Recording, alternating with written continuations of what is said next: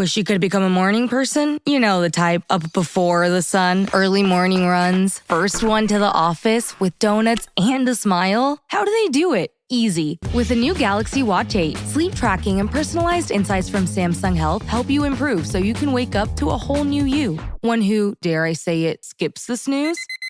It's possible. Train your sleep with Galaxy Watch 8. Learn more at Samsung.com. Requires compatible Samsung Galaxy phone, Samsung Health app, and Samsung account. This episode is brought to you by Progressive Insurance.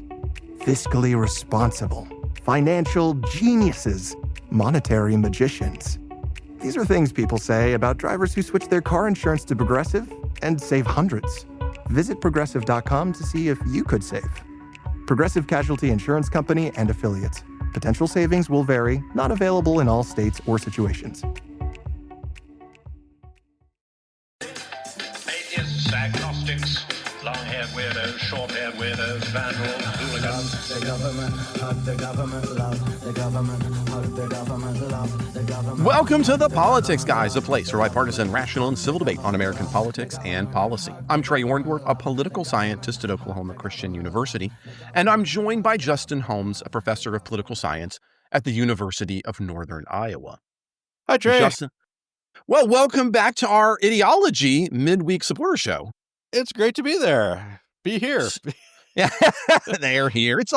That's an interesting That's a good philosophic question. It's good to exist today. I would agree.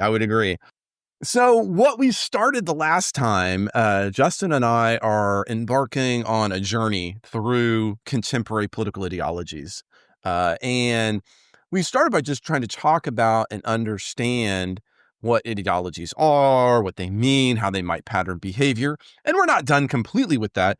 But what we're going to do on a week-to-week basis is we're going to head and look at different particular contemporary ideologies. And we're going to take a look at their the people who write behind them. We're going to take a look at their major sources, their differences.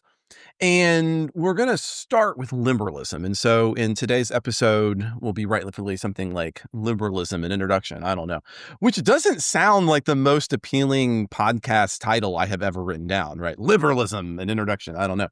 But here we are. Why the heck not? Yeah, exactly. This is the fun. This is the fun stuff, in my honest opinion. Yeah, for sure.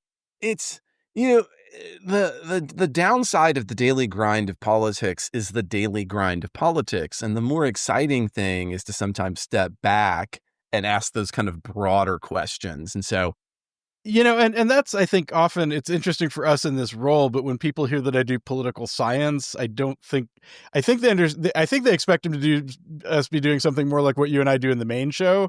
Whereas what we're doing here is much more like what we do. Like that's the actual job, I think, to a larger extent. We're wearing both hats across the two episodes this week. Yeah. It is, which is a lot of fun. And I'll even say if people want to talk about this all the time, I would always say yes.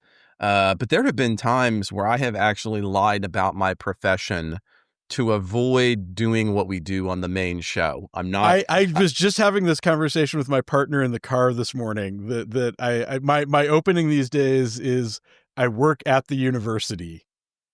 And occasionally just I am in education. And that is as far as I'll go with it. So. I was getting ready once for the Flying Pig Marathon in Cincinnati, Ohio. It was a lifelong dream of mine to run that. I was doing the full marathon. It's my hometown.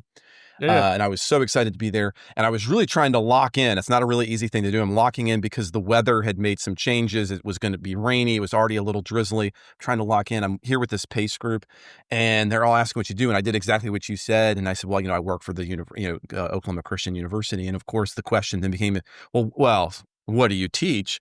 And I knew that I was going to be with these people for the next 4 hours, and there was no universe in which I wanted to have a Trump conversation while I'm locking in on a run. And so this is probably the biggest lie in my life I have ever told. I said, well, I'm a psychologist. And because I know enough psychology that I can pass. I've done the same. I also like biostatistics is a good one because I know some math jargon, but absolutely nobody wants to talk about that. So yeah. And so they asked me like 4 questions about like, you got any advice for locking in? And I absolutely do, which was true. And so we did that and we moved on, and I had a phenomenal race. It's all from Hal Higdon rather than Freud, but yeah. Yeah.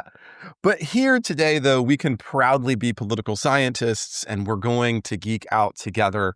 And again, listeners, I hope you enjoy us getting into the geek out phase and know that we got some fun things coming down the pike. So let's start with liberalism. At Blinds.com, it's not just about window treatments. It's about you, your style, your space, your way. Whether you DIY or want the pros to handle it all, you'll have the confidence of knowing it's done right. From free expert design help to our 100% satisfaction guarantee, everything we do is made to fit your life and your windows. Because at Blinds.com, the only thing we treat better than windows is you. Visit Blinds.com now for up to 45% off with minimum purchase plus a professional measure at no cost. Rules and restrictions apply. This is a difficult one, but it's a good starting point, in part because in the United States, liberalism as a term has really taken on some weird connotations, and we're going to have to just pull those. If you're listening right now, whether you're on the left or the right or wherever you stand, just get rid of your preconceived notions about liberalism for the next 30 minutes, right? And just forget everything you know about liberalism. Exactly. Just pretend that doesn't exist and come with us, because at base, what liberalism is really about is, and there's different ways to get here, but facilitating individuals' free choice, individual liberty. And that's even where this term comes from. And if they had a key idea that we had to really get behind, it would be things like a freedom of thought and human reason. And liberalism emerges during the Enlightenment. So it shouldn't be really surprising that liberalism and Enlightenment goes together. Human reason is this fundamental key.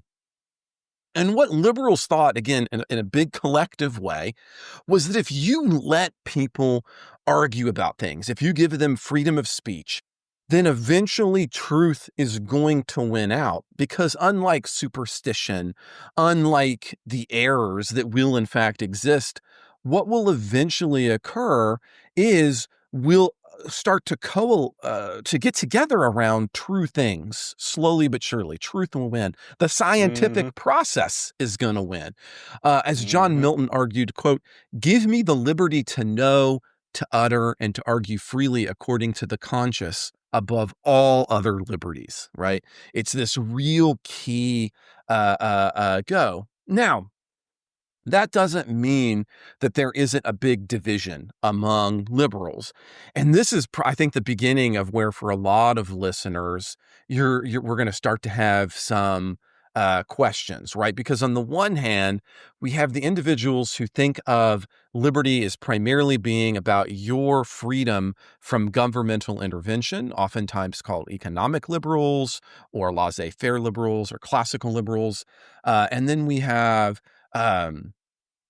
social liberals or modern liberals who are going to argue it's more about meaningful choices. And you might need the state in order so that individuals can have meaningful choices on that front. Is that how you kind of start that as well, yes, Justin? And also arguably there's kind of that social issues dimension as part of that's sort of the collective. But yeah, I mean, I think that, it's a term that has such a varied history. And I think that in some ways we almost use it wrong in the United States when we talk about contemporary liberalism, which, as a liberal myself, I'm not saying that, but we should probably call us something else, because once upon a time, you guys would have been like Rawlsian liberals in a sense. Yeah, but I think that's changed. But that's changed. But that's not what you mean anymore.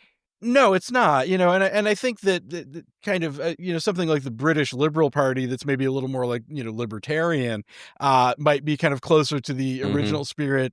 Whereas I think, in the American context, in the contemporary, and I'll just say briefly on this, and then we can go back to kind of the beginning where you were. No, but, please. Yeah. I think in the contemporary sense, I mean, we are sort of elements of that classical liberalism tradition, and interspersed with sort of things shot in from kind of the progressive era, I think, which was sort of I don't know if it's a competing, maybe it's just a different flavor of liberalism, but, we are, and I think something, because eventually I'd like to do a show, about kind of contemporary research on American ideologies, kind of as practiced, and the kind of political psychology behind them. A little bit, but my, from the practical standpoint, American conservatism and American liberalism in a lot of ways are, one, sort of very highly correlated with partisanship, and two, sort of a hodgepodge of things. So, they are just sort of a grab bag of like this. I'm not sure that there are strong philosophical traditions as practiced now. Whereas I think classical liberalism is a strong philosophical tradition. Whereas I'm not sure that, contemporary American liberalism and conservatism are not simply other things rebranded or combined in weird ways, or frankly, just sort of manifestations of what the parties are, the party platforms, so I'm not sure that there's, and speaking as myself, I mean, I'm guilty of this as well. It's like, I don't know that I have an underlying ethos in my political beliefs, but I have a set of political beliefs that I believe very strongly, and they are what we would consider contemporary liberal, but having been in that space a long time, it's more of a, here are a bunch of policy positions and sort of specific ethical considerations, rather than like, here is a motivating ethos that is driving all of this, which I think, you're welcome to respond to that, but otherwise we can sort of pivot back. There is that sort of reason and debate and inquiry that I think underlies sort of traditional liberalism in a way that there is just not a unifying ethos of sort of a contemporary version.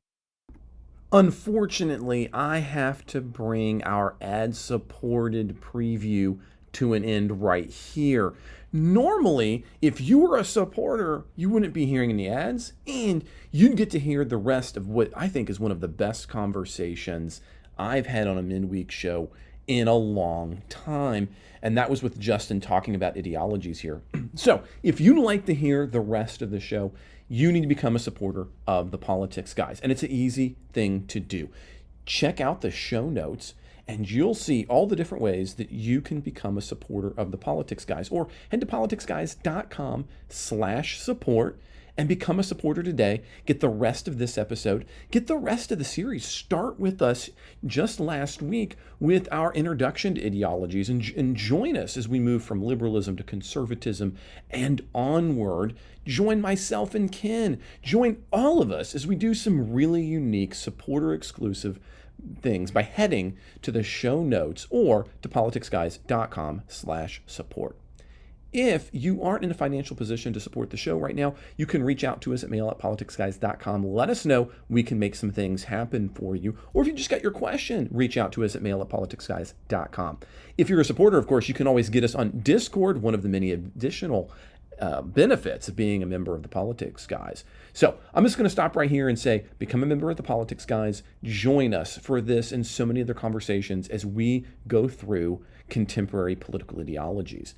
If you would rate, review, and subscribe to this show, that would be amazing. And as always, I'm going to go out on this note saying thank you so much to our executive producers, who are Wilmer Marino, Daniel Toe, Ryan Beasley, Don Oglesby, Derek Schmidt, Dakota Heath, Jason Chrysler, Dave Dean, Jeremy Larson, Brian Matza, and Jody Miller.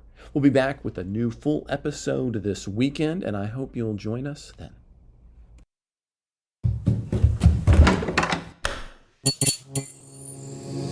This podcast is part of the Democracy Group,